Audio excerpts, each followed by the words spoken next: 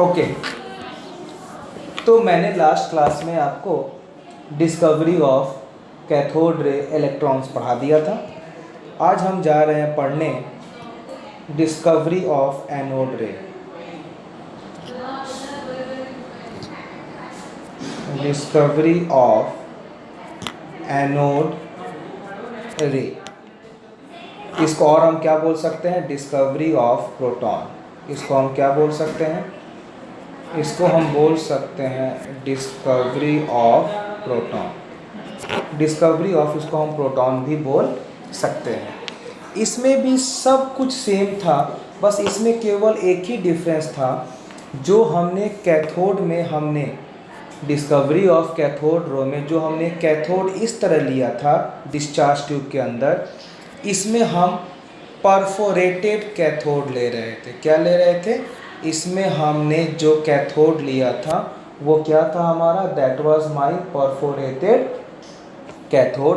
Properties was almost same इसका, बस केवल डिफरेंस था साइन में कि इलेक्ट्रॉन जो नेगेटिव होता है, प्रोटॉन का जो चार्ज होता है वो होता है आपका positive.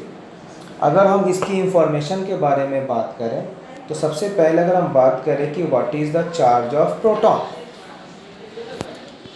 What is the charge of proton, तो कितना होता है? 1.6 × 10⁻⁻19 कूलम। अगर यही हम बात किए थे इलेक्ट्रॉन का तो वो कितना हो गया था? -1.6 × 10⁻⁻19। लेकिन अगर हम बात करते हैं प्रोटॉन का तो ये हो जाता है +1.6 × 10⁻⁻19। अगर हम मास ऑफ प्रोटॉन की बात करें, अगर हम मास ऑफ प्रोटॉन की बात करें तो ये कितना हो जाता है? ये हो जाता है 1.67 × 10⁻⁻27 kg।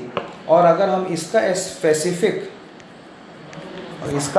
स्पेसिफिक चार्ज निकालें, specific charge of proton, specific charge of proton जो क्या होता है ये आपका, ये हो जाता है Q/m।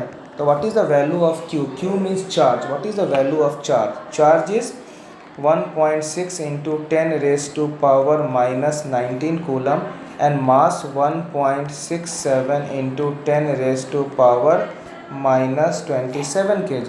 जब सॉल्व इसको पूरा करेंगे तो ये समथिंग आएगा 9.58 × 10⁻7 coulomb per kg। Again very important for the medical guides.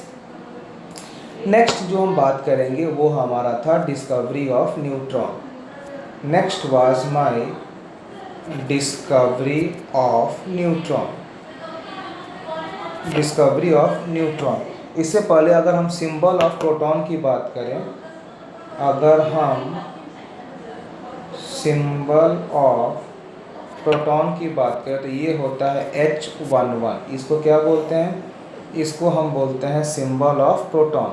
अगर हम बात करें डिस्कवरी ऑफ न्यूट्रॉन का तो डिस्कवरी ऑफ न्यूट्रॉन हुआ था इन द ईयर 1932। इस साल डिस्कवरी ऑफ न्यूट्रॉन हुआ था और ये किसने किया था? This was done by the scientist Chadwick.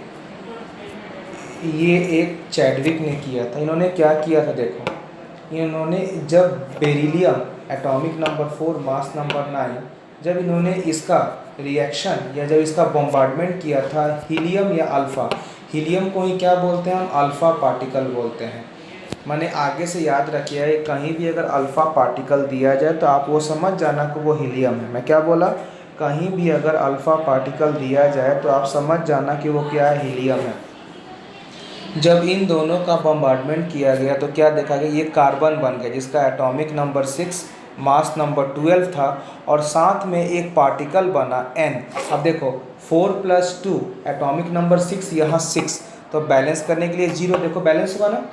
4 + 2 6, 6 + 0 6, 9 + 4 13, तो 12 + 1 13। यही जो रेस रिलीज़ हुआ था, मतलब बेरिलियम का आपने जब बॉम्बार्डमेंट किया हीलियम से तो आपका एक कार्बन बना। कार्बन बनने के बाद जो रेस निकला इसी को हम क्या बोले थे? इसी को हम बोले थे न्यूट्रॉन।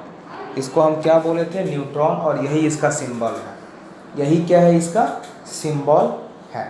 वो समझ में आ रही है आपको? चलिए नेक्स्ट इसमें एक क्वेश्चन जो वेरी इंपॉर्टेंट आता है कि कभी कभी ऐसा बोलता है कि ऐसा कौन सा एलिमेंट है जिसमें एक भी न्यूट्रॉन ना हो। तो अगर हम बात करते हैं कैलकुलेशन ऑफ न्यूट्रॉन, हम क्या बात करते हैं, हम बात करते हैं कैलकुलेशन ऑफ न्यूट्रॉन। आपको पता है कि अगर मुझे न्यूट्रॉन निकालना है तो मेरा फार्मूला क्या होता है, मेरा फार्मूला होता है mass number minus atomic number. क्या होता है, mass number minus atomic number. जैसे हम बात करते हैं हाइड्रोजन का, तो mass number A1, atomic number A1, zero हो गया। वेरी इंपॉर्टेंट क्वेश्चन आता है कि name the element which has zero neutron. Answer क्या हो जाएगा, हाइड्रोजन। आप और टेस्ट कर लो, मान लो मैं कार्बन ले लिया, तो कार्बन में कितना हो जाएगा आपका न्यूट्रॉन। अब देखिए कार्बन में इसका मास नंबर 12, एटॉमिक नंबर 6, कितना आ गया 6। मतलब हाइड्रोजन के अलावा बाकी सारे एलिमेंट में कुछ ना कुछ न्यूट्रॉन रहेगा। तो ये क्वेश्चन इंपॉर्टेंट है कि name the element which has no neutron. मेरा आंसर क्या हो जाएगा, हाइड्रोजन। सबको समझ में आ रही है। चलिए नेक्स्ट, चलिए मैं आपको एक टेबल समराइज कर दें ताकि आपको याद करने में आसान होगा। मान लीजिए पहला टेबल हमने बनाया पार्टिकल, दूसरा टेबल हमने बनाया सिंबल, तीसरा टेबल हमने बनाया मास, चौथा हमने बनाया चार्ज, और पांचवा हमने बनाया डिस्कवरर। कौन कौन इसको डिस्कवर किया था। तो सबसे अगर पहला पार्टिकल हम बात करें इलेक्ट्रॉन, दूसरा हम बात करेंगे प्रोटॉन, तीसरा हम बात करेंगे न्यूट्रॉन। तो इलेक्ट्रॉन का सिंबल क्या होता है, E-1,0। प्रोटॉन क्या होगा, H11। न्यूट्रॉन क्या हो जाएगा, N01। अगर मास ऑफ इलेक्ट्रॉन की बात करें कितना हो जाएगा, 9.1 × 10⁻³ kg। Mass of proton 1.67 × 10⁻27 kg। Mass of neutron is almost same as that of mass of proton, 1.67 × 10⁻27 kg। अगर चार्ज पूछे तो इलेक्ट्रॉन का चार्ज क्या होगा, -1.6 × 10⁻19 coulomb. Charge of proton plus 1.6 × 10⁻19 coulomb. Charge of neutron क्या होता है, नो चार्ज। और यू कैन से नाम भी है न्यूट्रॉन, तो ये न्यूट्रल होता है, अभी ऐसे भी याद रखना, charge of neutron no charge, और you can say neutral. Now who discovered electron was discovered by Thomson. Electron का डिस्कवरर कौन था, थॉमसन। प्रोटॉन का था Goldstein. Who was proton, proton का था गोल्ड आइंस्टीन। और न्यूट्रॉन के थे चैडविक। कौन था न्यूट्रॉन के, न्यूट्रॉन के थे चैडविक। बेटा ये आपका वेरी इम्पॉर्टेंट है, जो आपको इसको याद रखना पड़ेगा एग्ज़ाम में या फिज़िकल में। जब भी आप पढ़ोगे ये इंफॉर्मेशन बार बार आपको लगेगा, और याद रखना ये इंफॉर्मेशन रेयर केस में ही कोई प्रोवाइड करेगा, क्योंकि उनको पता है कि अगर आप क्वेश्चन सॉल्व कर रहे हो तो ये सब आपको वैल्यू रिवाइज होना चाहिए। क्लियर है। कभी कभी एक और क्वेश्चन आता है कि what is the CGS unit of charge. वो क्या होता है, ESU। ESU का फुल फॉर्म क्या होता है, इलेक्ट्रोस्टैटिक यूनिट। जिसको हम क्या बोलते हैं, ESU। इसको हम बोलते हैं इलेक्ट्रोस्टैटिक यूनिट। क्लियर है। ये हमारा फंडामेंटल डिस्कवरी का हो गया। नेक्स्ट हम बात करेंगे प्रॉपर्टीज ऑफ चार्जेस का। Next we are going to focus on properties of charge. ये प्रॉपर्टीज ऑफ चार्ज की हम बात करेंगे। सबसे पहला पॉइंट क्या होता है, सबसे जो पहला पॉइंट हम जा रहे हैं फोकस करने, वो ये है कि चार्ज इज़ क्वांटाइज्ड। हमने क्या बोला, हमने बोला पहला पॉइंट कि charge is quantized. Charge is quantized मतलब हम क्या बोलेंगे, what is the meaning of quantize. मतलब जो भी हमारा चार्ज है ये हमेशा इंटीजर लेगा, कभी फ्रैक्शन नहीं होगा, कभी फ्रैक्शन नहीं होगा। ये नहीं कि चार्ज इज़ 1/2, चार्ज इज़ 3/4, नहीं। चार्ज हमेशा इंटीजर होगा। मतलब हम Q को लिखते हैं N इंटू ई, इसका आप डीप पढ़ोगे फिजिक्स क्लास 12 में। हम चार्ज बराबर Ne लिख दिए, लेकिन जो हमारा N होगा ना यहाँ पर, it will be always integer. N क्या हो जाएगा? N हमारा हमेशा इंटीजर होगा। क्यों? क्योंकि हमने पहले बोल दिया charge is quantized. Quantized means जो भी इसका वैल्यू आएगा वो आपके इंटीजर्स में होंगे। अब इस चार्ज को हम दो पार्ट में क्लासिफाई कर सकते हैं, एक होता है पॉजिटिव चार्ज और एक होता है नेगेटिव चार्ज। क्लियर? चलिए, अगर हम सेकंड पॉइंट की बात करें तो हम क्या बोलेंगे कि जो बेटा ये चार्ज है ना, ये एक स्केलर क्वांटिटी है। चार्ज क्या है? Charge is a scalar quantity. Charge is a scalar quantity. जो भी हमारा चार्ज है वो चार्ज क्या है? Charge is a scalar quantity. अब देखो, मान लीजिए कि अगर हम दो चार्ज ले रहे हैं Q1 एंड Q2 और अगर इसको हम जोड़ देते हैं तो हम क्या बोल रहे हैं कि मान लीजिए कि अगर इन दोनों के बीच में मान लो इनका डिस्टेंस r है। अब हम बोल रहे हैं कि मान लीजिए कि अगर Q1 Q2 दो चार्ज है, दोनों को हम जोड़ दिए स्ट्रेट लाइन से जिसका डिस्टेंस r है।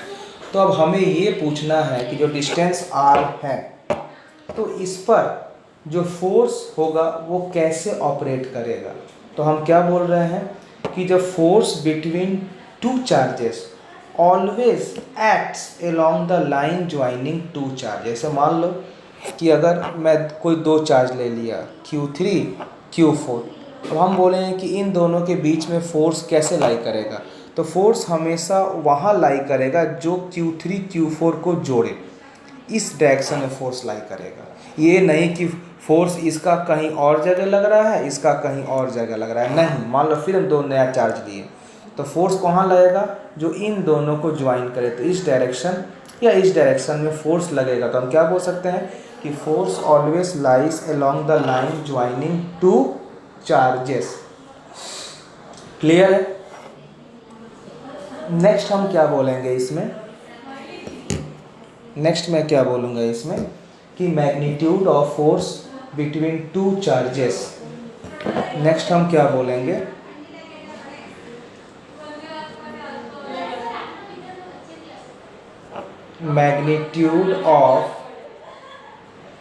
magnitude of force between two charges, magnitude of force between two charges placed at a distance r। ये कैसे देंगे? जैसे मान लीजिए कोई हमारा दो चार्ज है यहाँ पर, एक हम चार्ज को एज्यूम कर लेते हैं एज Q1 और एक चार्ज को हम एज्यूम कर लिए Q2। इन दोनों के डिस्टेंस अगर r है तो इनका हम कैसे निकालेंगे फोर्स? तो फोर्स F बराबर हो जाएगा हमारा 1/4 pi epsilon not Q1 Q2 by r square. ये हमारा फोर्स हो गया। अब देखो, ये जो फोर्स है इसको हम दो पार्ट में भी इसको लिख सकते हैं। मान लो अगर हमसे कोई पूछे कि बेटा SI में क्या लिखोगे, तो SI में क्या हो जाएगा? फोर्स बराबर 1/4 pi epsilon not Q1 Q2 by r square. कोई हमसे पूछे कि इसको हम CGS यूनिट में क्या लिखेंगे, तो क्या हो जाएगा? ये हो जाएगा F is equal to Q1 Q2 by r square, क्योंकि इसका पूरा जो वैल्यू जो ये CGS में 1/4 पाई एप्सिलॉन नॉट का वैल्यू 1 हो जाता है। अब जो अगला आता है कॉन्सेप्ट कि भैया what is the value of 1/4 pi epsilon not. इसका वैल्यू होता है 9 × 10⁻⁹। क्या वैल्यू होता है इसका? 9 × 10⁻⁹। क्लियर है? अब ये SI में है, अब ये SI यूनिट में है, इसमें जो हम चार्ज लेंगे वो कूलम में होगा। ये CGS में है, यहाँ जो चार्ज लेंगे वो ESU में होगा। फुल फॉर्म इसका इसका फुल फॉर्म क्या हो जाएगा, इलेक्ट्रोस्टैटिक यूनिट। क्या होगा, इलेक्ट्रोस्टैटिक यूनिट। नाउ अब कुछ कन्वर्सन्स हैं, सम इम्पॉर्टेंट कन्वर्सन, कुछ इम्पॉर्टेंट आपको कन्वर्ट करना है। जैसे सबसे पहला, अगर मेरे को 1 एंगस्ट्रॉम को कन्वर्ट करना है मीटर में, तो क्या होता है, 1 एंगस्ट्रॉम बराबर 10 का power -10 metre. 1 nanometre is equal to 10 raise to power -9 metre. 1 micrometre is equal to 10 का पावर -6 मीटर। नेक्स्ट, 1 पिकोमीटर बराबर 10 का power -12 metre and 1 fermi metre बराबर 10 का पावर -15 मीटर। अब मान लीजिए ये हमारा सर, जैसे मान लीजिए कुछ एग्जांपल्स दे रहे हैं। मान लीजिए मैं आपको पहला क्वेश्चन दे रहा हूँ कि 10 angstrom is equal to how many nanometre. एक और क्वेश्चन ले लो कि 300 nanometre is equal to how many angstrom. और नेक्स्ट ले लो कि 5 × 10 raise to power -7 metre is equal to how many angstrom. तो अब आप क्या करोगे, इसमें कुछ नहीं करने का है, पहले एंगस्ट्रॉम को कन्वर्ट कर दो मीटर में। तो कितना हो जाएगा, 10, पहले आप एंगस्ट्रॉम को कन्वर्ट करो मीटर में, तो ये कितना हो जाएगा, ये हो जाएगा 10 × 10 रेज टू पावर -10 मीटर में हो गया। और नैनो के लिए डिवाइड बाई 10 का पावर -9। अब नैनोमीटर को कन्वर्ट करना एंगस्ट्रॉम में, तो पहले क्या करोगे, नैनोमीटर को मीटर में करो, क्या होगा, 3 × 10 raise to power -9 divided by 10 raise to power -10। Metre को कन्वर्ट करो एंगस्ट्रॉम में, तो क्या करोगे, पहले ये मीटर है तो 5 × 10 रेज टू पावर -7। मुझे पता है कि एंगस्ट्रॉम के लिए हमें चाहिए 10 का पावर -10, तो क्या करेंगे, यहाँ पर 10 का पावर -3 से गुना भी कर दो और यहाँ 10 के पावर -3 से इसको डिवाइड भी कर दो। क्लियर है। तो ये हमारा कुछ बेसिक कॉन्सेप्ट है जो आप बच्चे क्लास में पढ़ते आ रहे होंगे और हमें उम्मीद है कि ये आपको समझ में आ रहा होगा। क्लियर है। चल नेक्स्ट हम बात करते हैं कि what is the potential energy. What is the potential energy between line joining two charges. तो सिंपल हो जाता है, क्या होता है, पोटेंशियल एनर्जी जो होता है वो क्या हो जाएगा, 1/4 pi epsilon not Q1 Q2 by R। ये हो गया हमारा पोटेंशियल एनर्जी। लेकिन कभी कभी क्या करते हैं कि ये लोग एनर्जी पूछ देते हैं इन टर्म्स ऑफ चार्ज। तो ये क्या हो जाता है, Q × V। ये क्या शो करता है, ये शो करता है energy in terms of charge. ठीक है, ये हो गया energy in terms of charge. फिर हमारा कुछ इंपॉर्टेंट कन्वर्सन जो बेटा वेरी इंपॉर्टेंट है। जैसे मान लीजिए हम यहाँ बात किए केवल एनर्जी का। अब एनर्जी में कुछ ऐसा मैंने मेंशन नहीं किया कि whether it is potential energy और इट इज़ काइनेटिक एनर्जी। जब कुछ नहीं मेंशन किया हो तो हम क्या एज्यूम करते हैं, we assume this as the total energy. और यहाँ पर अगर चार्ज है तो चार्ज मूव करता है तो मूव वाले एनर्जी को बोलते हैं काइनेटिक और रेस्ट वाले को बोलते हैं पोटेंशियल। तो अगर मूव कर रहा है तो ये हो जाएगा हमारा kinetic energy is equal to Q × V। अगर मान लो मैं चार्ज को मानता हूँ 1 इलेक्ट्रॉन और वोल्टेज को मानता हूँ 1 वोल्ट, तो मेरा काइनेटिक एनर्जी हो जाएगा 1 eV। क्या हो गया, 1 इलेक्ट्रॉन वोल्ट। लेकिन अगर इसको आपको कन्वर्ट करना हो किस में, जूल में, तो क्या हो जाएगा, इलेक्ट्रॉन का वैल्यू कितना होता है 1 का, चार्ज आपको जस्ट पिछले क्लास में सिखाया था 1.6 × 10 raise to power -19 coulomb is the charge of 1 electron और वोल्टेज हो जाएगा 1V। जब पूरा करोगे मल्टीप्लाई तो क्या आ जाएगा, 1.6 × 10 raise to power -19 coulomb volt बोल सकते हो और इसी को आप जूल बोलते हो। 1.6 × 10 रेज टू पावर -19 जूल। क्या हो गया 10⁻⁻19 जूल। तो अब मान लीजिए मैं आपसे पूछूं कि what is the relation between electron volt and joule, तो आपने क्या बोला इसमें, तो आपने क्या बोला कि 1 electron volt is equal to 1.6 into 10⁻⁻19 joule. अब मान लीजिए जो लोग जेई मेंस दे रहे हैं उनसे कभी कभी वो 1 इलेक्ट्रॉन वोल्ट बराबर how many kilojoule per mole भी पूछ लेते हैं। तो क्या करोगे, आपको पता है कि 1 इलेक्ट्रॉन वोल्ट बराबर क्या होता है 1.6 इंटू 10⁻⁻19 जूल। अब इस जूल को अगर आपको केजी में कन्वर्ट करना है तो क्या करोगे, यू विल डिवाइड बाई 10⁻3। तो now this joule converted two kilo joule, this joule converted two kilo joule. अब क्या होगा जब किलो जूल में कन्वर्ट हो गया, अब आपसे ये मोल की बात कर रहा है, तो एक मोल में कितने पार्टिकल 6.023 इंटू 10⁻23। जब इसको आप समथिंग सॉल्व करोगे ये आ जाएगा 96। मतलब ये दो बहुत ही इंपॉर्टेंट रिलेशन है हमारा कि 1 electron volt is equal to 1.6 into 10⁻⁻19 joule and 1 EV बराबर 96 किलो जूल पर मोल। ठीक है, चलो।